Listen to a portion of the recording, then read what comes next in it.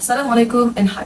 My name is Saiyyidah Aishah Al-Hurri and I am a science economics with honors undergraduate at University Utara Malaysia with a minor of information management. I'm currently holding a CGPA of 3.72.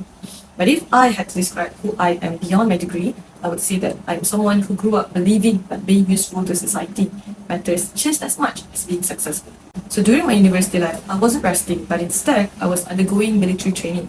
I am part of the Royal Navy, and after 6 semesters of physical, mental and leadership training, I was commissioned as a Sub Lieutenant in the Royal Malaysian Navy Reserve. At the same time, I stayed active on campus. I have handled documentation, coordination, planning and many more through many university programs as well as reserve officer training.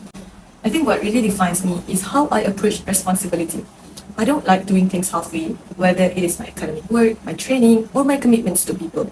I've been able to maintain a dean's list results every semester because I treat learning seriously. I prioritize structure and time management carefully so that I could deliver a real outcomes. So, what do I know about Bank Negara Malaysia? To me, BNM represents something very special. It is the quiet backbone of the country's stability. As an economics student, I study inflation, interest rates, financial systems and macroeconomic risk. But Bank Negara is where all of those ideas become real decisions that affect people's savings, businesses, jobs and future. I see Bank Negara as an institution that protects trust. When people put money in banks, they do so because they trust the system. That trust comes from regulation, supervision and long-term thinking.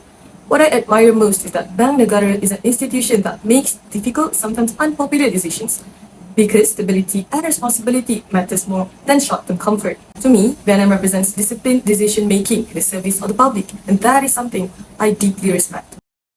Now, why do I choose to undergo my practicum with BNM? Well, I would like to share something personal. When I was 12, I received a Tokoh Pelajar Award and had to give a small speech about my role model.